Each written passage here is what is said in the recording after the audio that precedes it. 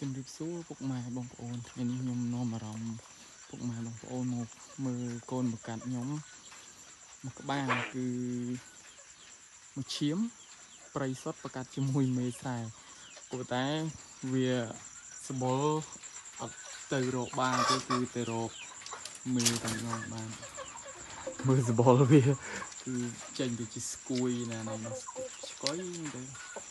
តែការរងាវរបស់វាគឺដូចទៅនឹងមន់ព្រៃដែរអញ្ចឹងជំមើតិចទៀតខ្ញុំនឹងចាប់ចូលក្នុងទ្រុងសាំងវាហើយរាងវាស្អាតហើយមានបកងកតុយអីស្អាតតែម្ដងហើយជំមើតិចទៀតខ្ញុំនឹងចាប់វាមកមើលហើយតើវារាងយ៉ាងម៉េចហើយតិចទៀតខ្ញុំនឹងចាប់សាំងវាឲ្យសាំងដូចទៅនឹងមន់ព្រៃខ្ញុំបង្ហាញវីដេអូផ្សេងដល់បងប្អូនមើល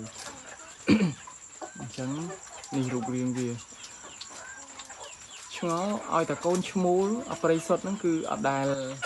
រូបរាងវាអត់ដែលកាត់ទៅបាទេកាត់ទៅរមេទាំងអស់ដោយសារយើងប្រកាសជាមួយមេស្រែអញ្ចឹងឥឡូវយើងប្រកាសជាមួយមេឈាមនៅក្នុងទ្រុងយើងលែងប្រឡែងឲ្យវាដើររស់ស៊ីពីវាពីកាំងហើយតែនេះពេលថ្ងៃឯងមិនបាច់ចាំទៅចិត្តវាទេរស់ស៊ីក្នុងព្រៃបាត់ហើយចាំមើលពេលថ្ងៃខ្ញុំនឹងថតវីដេអូឲ្យបងប្អូនមើលថាតើពេលថ្ងៃវាទៅរស់ស៊ីដល់ណាហើយវាខ្លាំងយ៉ាងម៉េចគាត់នឹងឃើញមនុស្សវិញមិនបាច់ទេហើយបើជំនាញខាងហើវិញមិនបាច់និយាយទេព្រៃសុំខ្មាស់នេះហើដល់ហើគាត់ណាឃើញមនុស្សបញ្ញាក់វាមិនតិចហើមកព្រៃមកព្រុលណែមកដាក់នៅផ្ទះនេះអញ្ចឹង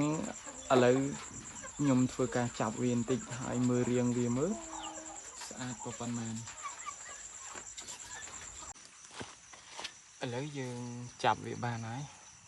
មើលរូបរាងវាស្អាតតែគីឡូវិញធំណាស់គីឡូតែយើងប្រកាសជាមួយមេស្រែអញ្ចឹងគីឡូទៅតាមមេស្រែហើយមើលជើងវាជើងកាត់ទៅរមេដែរប៉ុន្តែខ្នាយវិញខ្នាយមានអញ្ចឹងខ្នាយហ្នឹងកាត់ទៅរបាហើយតិចបើនិយាយពីតិចវិញគឺកាត់ទៅរបាដែរតិចកាត់ទៅរបាខ្លះកាត់ទៅរមេខ្លះតែបើសេគឺទៅរមេអញ្ចឹងចាំខ្ញុំដាក់រូបមេវានៅក្នុងវីដេអូហ្នឹងហើយនេះ